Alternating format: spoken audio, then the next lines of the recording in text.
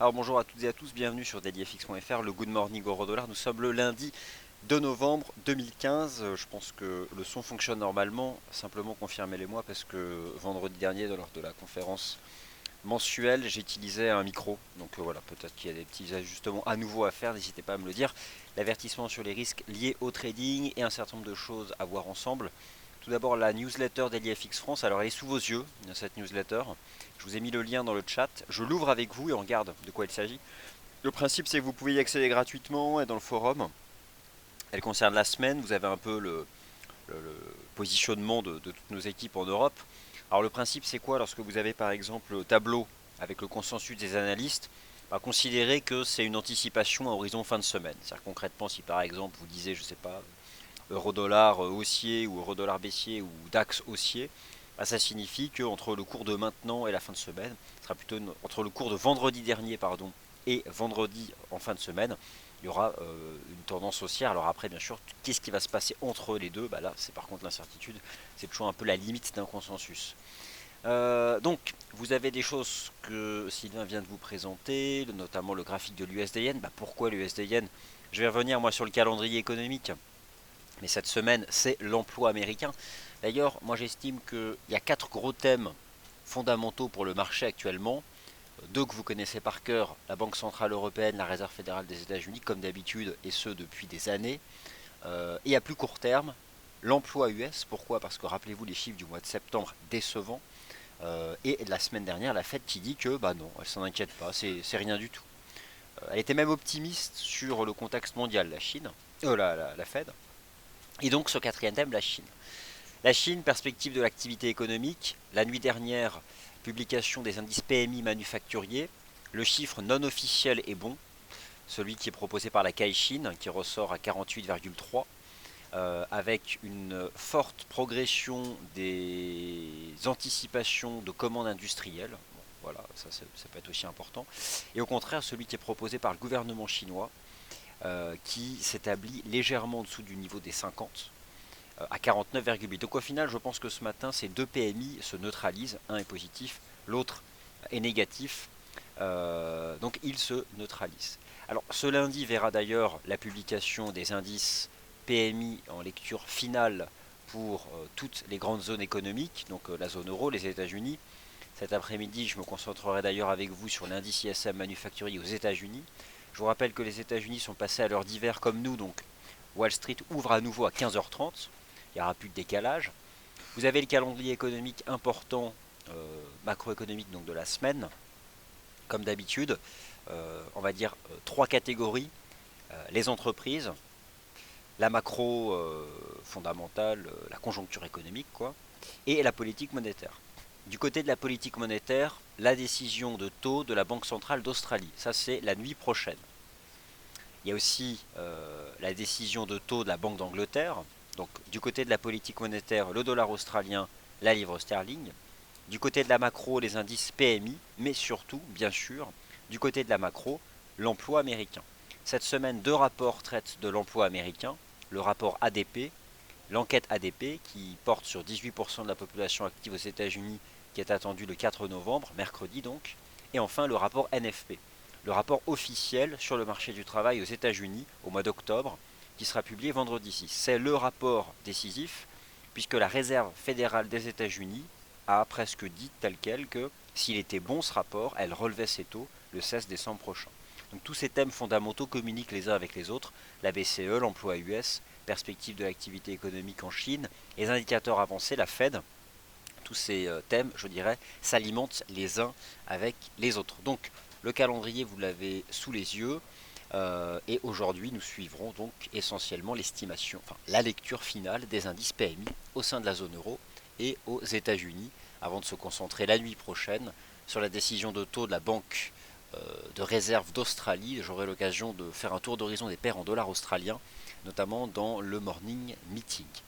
Voilà donc pour cette introduction. Alors, c'est le début de la semaine, c'est surtout le début du mois. On ressort d'un mois d'octobre particulièrement marquant du point de vue des performances de marché, avec une reprise forte des marchés actions en fonction des indices 8 à 10%, un dollar américain qui a fortement progressé en octobre, enfin essentiellement les devises autres face à lui qui ont fortement chuté. L'euro a chuté, le dollar australien a chuté. Bon, le yen est globalement resté neutre. Le dollar canadien a chuté en octobre. Et maintenant reste à savoir comment le marché va se positionner vis-à-vis du dollar US proprement parlé. Et ça donc la réponse cette semaine avec les chiffres de l'emploi aux États-Unis. Alors, étant donné que c'est le début du mois, le début de la semaine, ça me paraît intéressant d'avoir en tête en ce début de semaine les gros niveaux des graphiques de long terme. Et je pense que les choses se jouent cette semaine pour le taux de change euro-dollar. Je m'intéresse beaucoup aux chandeliers japonais hebdomadaires de l'euro-dollar parce qu'ils sont particulièrement efficaces. Je me souviens notamment de ce doji pierre tombale du début du mois d'octobre sous les 1,1450. Dans l'absolu, c'était un signal technique de vente, mais bien avant la Banque Centrale Européenne. Avec la Banque Centrale Européenne, on a eu un grand corps baissier il y a donc 2 semaines, entre 1,1350 et 1,10 dollars. Et la semaine dernière, à nouveau un doji. Voilà, un doji pur, le doji standard, sous la résistance des 1,11, mais soutenu par une ligne de tendance haussière qui attrape le point bas du mois de mars 2015 et le point bas du mois d'avril 2015. Le taux de change euro-dollar est donc dans une compression, une ultime compression, entre 1,11 dollars et on va dire les 1,09. 1,09 dollars, 1,11, le marché peut rester dans cette compression en attendant le rapport sur l'emploi aux États-Unis. Il n'y a pas énormément de volatilité qui fait suite aux indices de l'activité manufacturière en Chine. Et bien pourquoi? Parce que celui non officiel et celui officiel se neutralisent. Donc le marché, là, n'a pas assez de visibilité. D'où relative stabilité ce matin des marchés. Taux de change euro-dollar, moi je retiendrai essentiellement le rôle des 1,11 dollars. Les 1,11 dollars qui sont quand même la résistance technique qui limite le potentiel de reprise de ce marché. Il y a un indicateur de momentum qui m'intéresse énormément et qui me fait penser que le taux de change euro-dollar pourrait chuter en novembre. Alors, il y a bien sûr la perspective de voir la Banque Centrale Européenne étendre son programme de quantitative easing le 3 décembre prochain. Tout au long du mois de novembre, le marché va spéculer. Vous allez voir au mois de novembre des économistes proposer leur scénario, des banques proposer leur scénario, des analystes proposer un scénario. Puis tous ces scénarios vont venir alimenter les spéculations et devraient exercer une pression négative sur l'euro. Moi je jette maintenant un œil au momentum du marché. Vous avez sous les yeux le MACD en données hebdomadaires.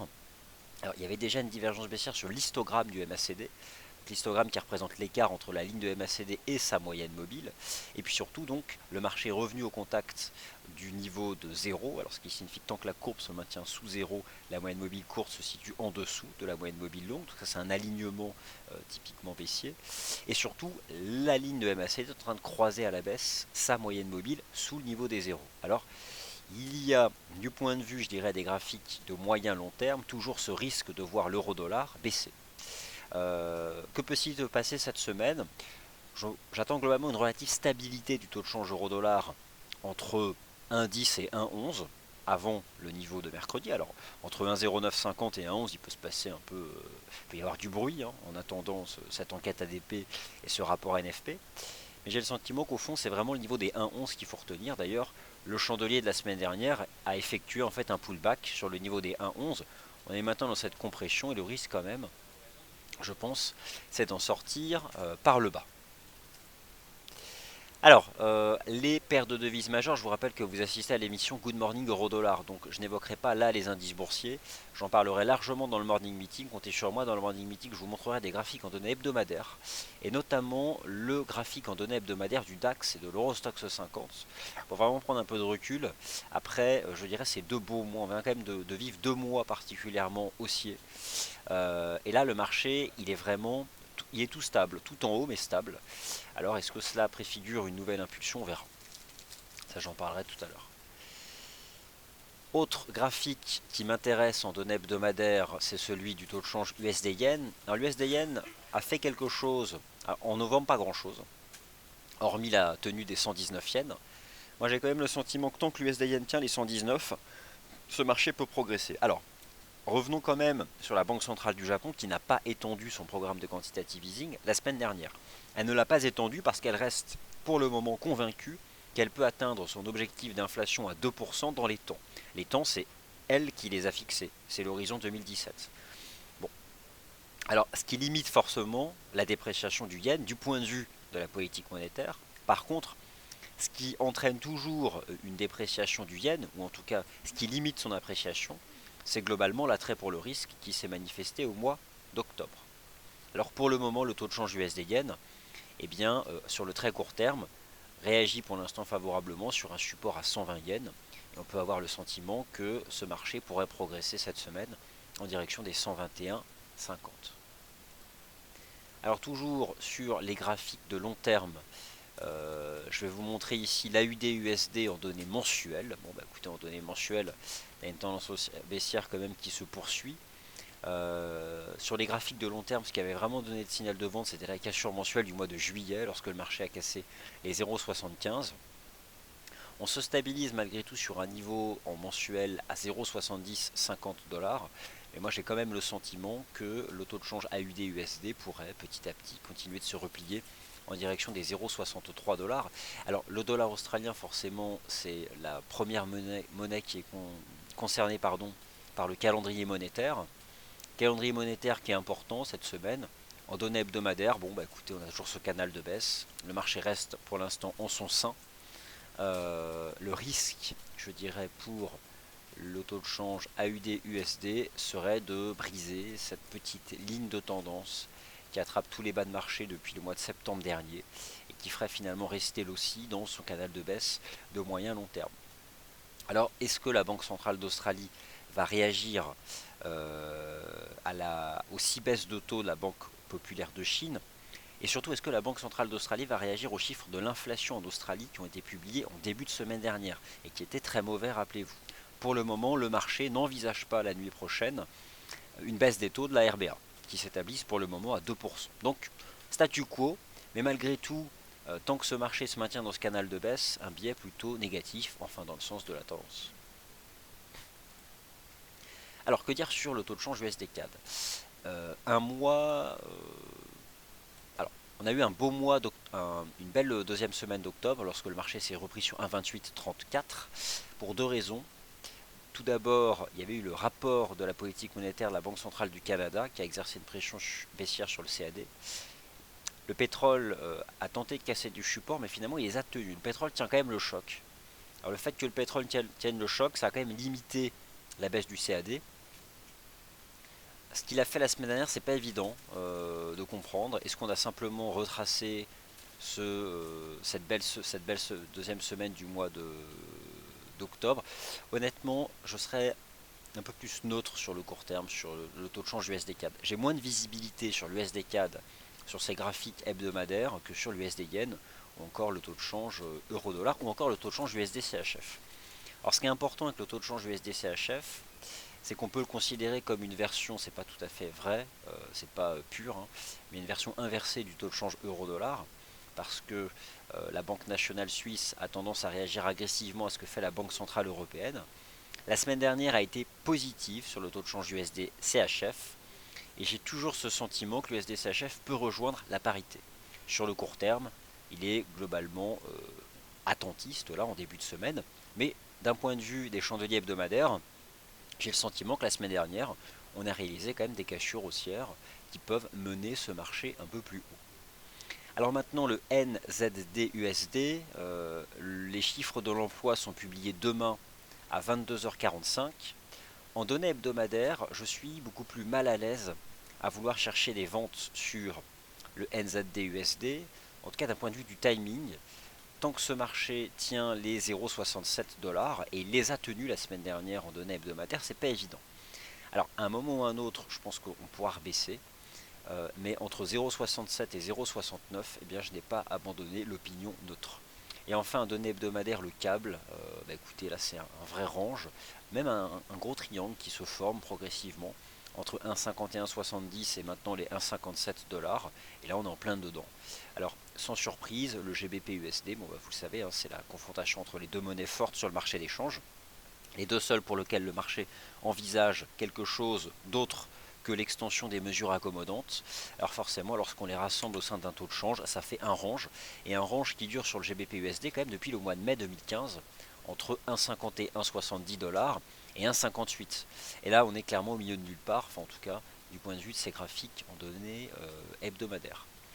Alors voilà, écoutez, moi c'est ce que je pouvais vous montrer. Et que dire maintenant du chandelier mensuel du taux de change euro-dollar? Alors le chandelier mensuel du taux de change euro-dollar, il montre que le marché est resté positionné sous les 1,1640 $.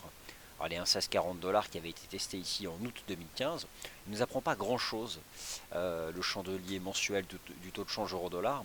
Celui qui nous apprend davantage de choses, c'est le graphique hebdomadaire, avec donc l'importance de ce niveau des 1,11 $, qui, tant qu'il couvre les cours, eh bien, fait peser un risque de baisse. Malgré tout, voilà, il y a vraiment cette ligne de tendance qui attrape les bas de marché depuis le mois de mars, le mois d'avril, qu'il faut suivre. Et puis donc en effet, bon, du point de vue des fondamentaux, ça va dépendre énormément cette semaine du rapport sur l'emploi, mais il y a toujours en parallèle de ce rapport sur l'emploi ce que le marché spécule par rapport à la BCE. Petit bémol, je dirais, euh, sur ce que pourrait être amené à faire la Banque Centrale Européenne. Rappelez-vous des chiffres de vendredi. J'ai pas eu le temps de les commenter parce que c'était la conférence mensuelle des l'IFX FXM. Mais l'inflation en zone euro pour le mois d'octobre a battu le consensus au sein de la zone euro. Alors voilà, on a quand même des éléments qui peuvent venir peut-être amoindrir ce que le marché anticipe par rapport à la BCE. Quant au rapport sur l'emploi aux États-Unis, autant vous dire qu'il a intérêt à être bon. Parce que la Réserve fédérale des États-Unis, je dirais presque qu'elle a mis un peu sa parole en jeu en expliquant que voilà, elle était confiante. Elle dit, l'économie américaine reste forte.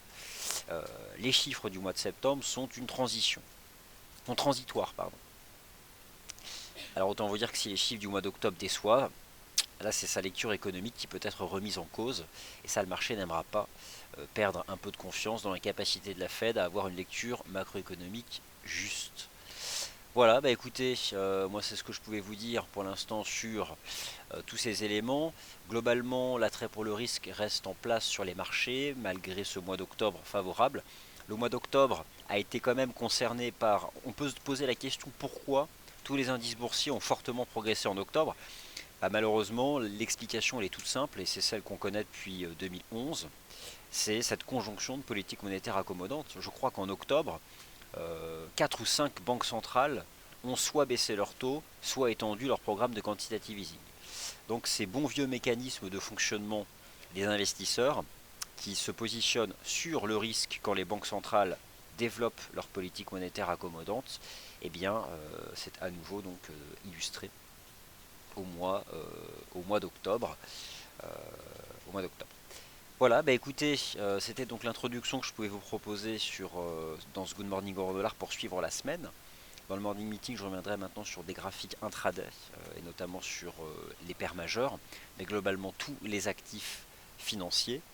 Je vous rappelle donc que vous avez dans le forum la newsletter d'EliFX. Donc c'est une newsletter hebdomadaire, elle est là sous vos yeux, vous cliquez sur ce lien. Et c'est aussi un travail de lecture, ça prend 5 minutes, ça vous permet aussi de préparer la semaine, puisqu'on vous propose justement des choses importantes à suivre sur l'ensemble de la semaine. Voilà, merci à toutes et à tous. Je vous retrouve à 11 h pour le morning meeting, juste après le point matière première de 10 h 30.